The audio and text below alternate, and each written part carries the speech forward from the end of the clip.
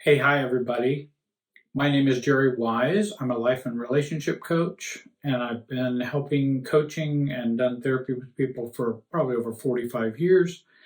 And I've been helping them to gain self-differentiation in their recovery and also to heal from narcissistic homes and other dysfunctional families.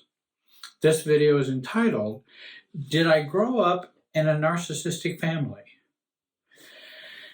And a lot of people come out of denial when they hear the traits of a narcissist and go, oh, well, maybe my parent was like that, or a malignant one, or a covert narcissist, or, and they begin to identify and go, oh, that's why I had the problems that I did. Many don't grow up thinking, oh, my parent is a narcissist. And then even when they become adults, don't identify that for a long, long time, and some never, and just think and continue to suffer in their adult child of narcissistic parent misery. I hope you'll join my YouTube channel. I hope you'll click the bell so that you'll get all the new videos that are coming out. And go to my website and join up there for my mailing list and such. There are new things coming up. I'm going to do this video to talk about the traits of a narcissistic family and see if they fit any of your family when you were growing up.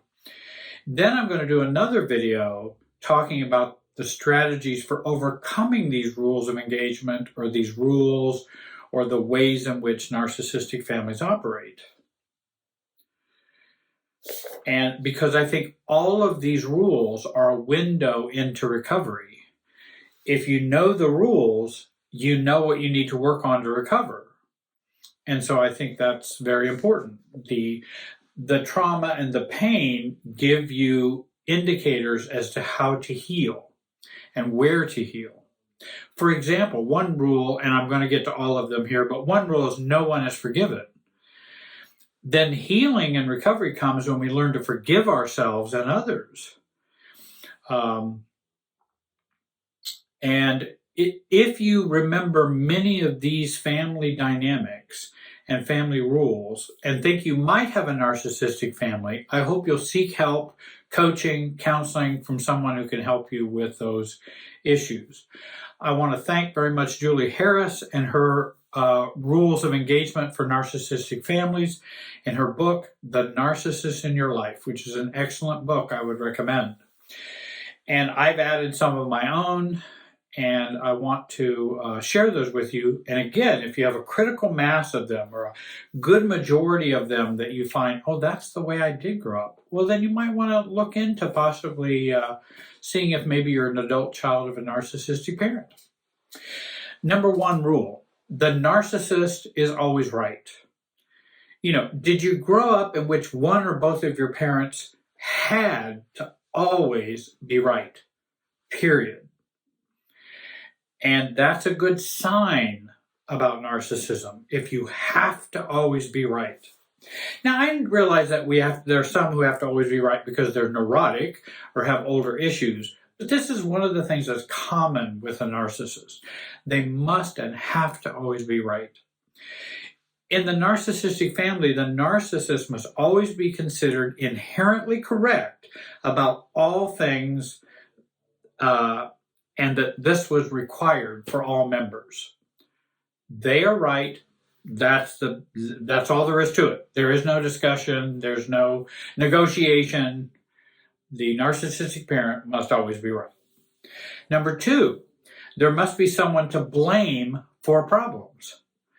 In a narcissistic family, everyone needs to be blamed for problems. There must be someone to blame. Everyone in the narcissistic family are eligible for blame, but the narcissist. And sometimes the golden child. Someone must be blamed for leaving the keys in the front door, dropping the washed clothes on the floor, making noise that upsets the narcissist. In the narcissistic family, life is not understood as just happening, or that, SHIT just happens, but it requires someone to be blamed for that. Being responsible for something is not the same thing as being blamed. Certainly, we all make mistakes and we can be responsible for that, but that's not what blaming is. Blaming is a systems dynamic intensity that's not the same as just having you be accountable or responsible. I even remember feeling responsible for the weather. Had I only been good, it would not have rained, because someone must be blamed for anything that's negative. Thirdly, vulnerability is dangerous. Any weakness, any fault, failing, or misunderstanding makes you vulnerable to attack. Missing the joke, dropping your fork, having a hard day, or not combing your hair. Or in my case, you've seen my videos, not getting my hair cut on time, or getting my hair cut when my mother thinks I should get a haircut. Vulnerability is dangerous in a narcissistic family. That you can't just have frailties. You can't just have idiosyncrasies. Those all can be very attacked. Fourthly, mistakes are shameful in the narcissistic family. All mistakes are cause for humiliation and shaming treatment. Mistakes are not about what you did, but who you are as a person and as a being. You are the mistake, not you just made one. You are the mistake in a narcissistic family. Number 5, you must always take sides. Narcissistic families are based on emotional and relationship alliances and triangles. The narcissist can speak directly to anyone, but it is difficult for anyone else to have the freedom to do this. So we talk through other people and talk about other people, because you can't speak directly to the narcissist about how you feel, what you want, unless it's just an explosion or what I call a Viking, from victim to Viking mode. We go from victim and then swing over to Viking, but then of course we will get punished for moving over to the Viking side and actually challenging the narcissist or other people in the family. In the narcissistic family, there's a right side and a wrong side of an issue. Choose wisely, if you remember in the Indiana Jones movies. Choose wisely. The right side is always the narcissist side, no matter how irrational or illogical. There's only one right side, and the narcissist is always on it. And that certainly no one can be allowed to be neutral. You can't be neutral about something, or I just don't care, or that doesn't involve me, or that's not allowed in a narcissistic family. So no self-differentiation is permitted. Sixthly, there's never enough love and respect to go around. Narcissistic families operate on the scarcity law. Only so much love, respect, affirmation to go around. Often very little, if any, for all to share. And it's an eyedropper love, so you just get drops of love here and there. And I've talked to many adult children of narcissists, and there were times when it might have been tender, or there might have been a good moment, or a fun time. They're pretty rare, but they did happen. But it's an eyedropper kind of love that happens in the narcissistic family. And maybe you were in public and the narcissist parent treats you so nice and so calm just to put on a show for others. And it feels so good and it's so wonderful, but it's all for appearances, unfortunately. But we did enjoy it, but it will change when we get home. 7, feelings are always wrong. Feelings that make us human, that make us and they make us a victim in narcissistic families. Feelings that make us human make us a victim in these families. That's what I meant to say. Julie Hall states, feelings that help us connect, get our needs met, and protect us from harm are viewed as selfish and must be suppressed, she says. There's only room for the narcissist feelings in the narcissistic family. Only they can have feelings, and you'd better abide by them, and you better pay attention to them. Your feelings don't matter. Again, my next video will be learning to give ourselves permission to feel and to identify and express our feelings. Because if feelings are always wrong, then that points to where we need to recover. We need to recover our feelings and begin to feel them. All of these rules are the steps towards recovery when we learn about them. 8, only one side of an argument is valid in a narcissistic home. And of course, it's the narcissist side of the argument. The family super self is strictly encased by the narcissist thinking and beliefs. Those dictate what is right in the family or what is truth in an argument. So there's only one side of any argument in the narcissistic family. And we knew that. We knew that intuitively, and we knew we better not test that. Maybe we tried to test that, got blown away. Rage, anger, abuse. 9th, appearances are more important than substance.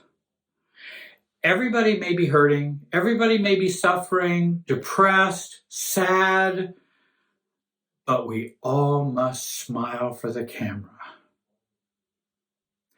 Appearances are top priority. And you must always ask yourself, what would the Joneses think about us if you told them this, if you did that, if you behaved that way? How is that going to reflect on all of us? Because that's what's more important, not what's going on with you or your pain or your, needing to grow up or what. That's not important. What's important is the superficial appearances. I knew one family whose daughter was beaten up by an abuser when she was 15. The parents were more worried about bringing negative attention to their family than over how the girl was doing at all. And that was a very narcissistic family. And they were relatively well known in their community. And they just didn't want to have that sully their reputation. It wasn't the girl's fault. It wasn't, but that didn't matter. We have to shut her up and close this all down so that we will not have any stain on how people see us. Appearances are most important. And number 10, as I mentioned before, no one is forgiven. Yeah, I did mention that earlier on. No one is forgiven. Wrongs, mistakes, weaknesses, reactivity, and even ones in which we apologize for are cause for mockery and condemnation that may continue for years. You'll be reminded of that year after year, day after day, week after week. It's never forgiven. Remember when you told your neighbors we were having marital problems, Jerry, let's say, I was so embarrassed and I still nurture that wound. So they're still suffering from something going outside the family. And again, wrongs are not forgiven. And it continues with ongoing ridicule in a narcissistic family. Number 11, rage is normalized. Rage is normal in a narcissistic family. Rage is predictable and unpredictable. We know when it might be coming, and then it might come and we don't know it's coming. Rage is expected. Rage is explosive. Rage is violent. It is through rage. It is thought rage is what families do. That's what families do. So we rage in our family. Or the narcissist rages in our family, and that's just our parents. That's not normal.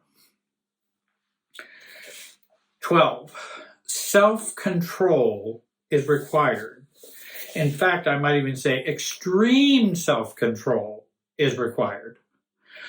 Only the narcissist has free rein to express feelings, beliefs, thoughts, opinions, wants. Everyone else, and again, except perhaps the golden child, must line up, shut up, follow orders, or suffer the consequences. Or I like to use the ACOA, Adult Children of Alcoholics, messages: don't talk, don't feel, don't think. And there are other don't rules, but at least those three are common ones. Don't talk, don't feel, don't think. And you need to suppress yourself, and you need to control yourself at all times. Not control yourself so that you'll be more adult-like or more mature, but control yourself so that you don't disturb or upset the narcissist or the family dysfunctional balance. 13, there must be a scapegoat.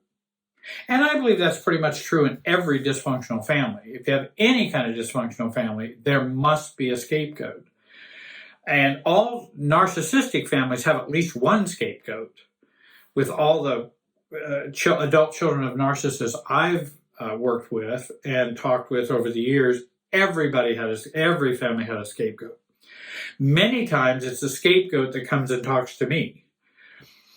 Someone must carry the burden of the narcissist's self-loathing, family frustration, and family unhappiness and family pain. Somebody's got to carry that. Somebody's got to be the symptom bearer of that. One person gets chosen unconsciously, and then they become the scapegoat, and that's where all the pressure valve of all the craziness and pain gets released out into the scapegoat. And that's why we have scapegoats. Even historically, that's why we have scapegoats. Because we cannot deal with ourselves, our own sins, our own faults, our own pain. We can't deal with that, so we put it on the goat and send it out into the desert, which is a biblical notion, a Jewish notion. Number 14, denial is rampant. Now again, denial can be in lots of families. Adult children or alcoholic families can have lots of denial, but for sure a narcissistic family will, for sure. Denial of abusive incidents is required. If mom or dad's raging or rage often, who do we go tell? We're not to discuss that. We're just to go, oh, well, there we go again. Now let's just wake up tomorrow as though nothing happened. There's an atmosphere of fear, ongoing mistreatment of the scapegoat. Routine forms of neglect are required in a narcissistic family to uphold the narcissist's delusions and maintain the dysfunctional family. 15. There is no and was no safety. The family scapegoat is most unsafe in the family, but everyone must be on hyper alert because no one is safe from the blame or the rage. That even includes a spouse, many times, whoever the spouse is. 16. The family must keep the family secrets and never consult with someone outside of the family for help. Never, never, never seek outside help was the family rule. Do not seek therapy or coaching or pastoral care because we are better than those crazy psychologists or shrinks. What do they know? And again, if they do consult with them, then they use them as flying monkeys to get what they want accomplished. The narcissist will consult with outside people to get their agenda done, not to get help for someone, but to get what they want to have accomplished. And they will use professionals, the courts, police, they'll use everybody to get as a flying monkey to get what they want to have done. And that's the only time they would reach out to other people, only to get their agenda further, that it be furthered. I want to ask you to subscribe to my channel, click the bell, click join to become a YouTube member and supporter. Please follow me on Facebook, Instagram, and TikTok. I want to thank you for joining me today. I hope you have a great day, and be wise.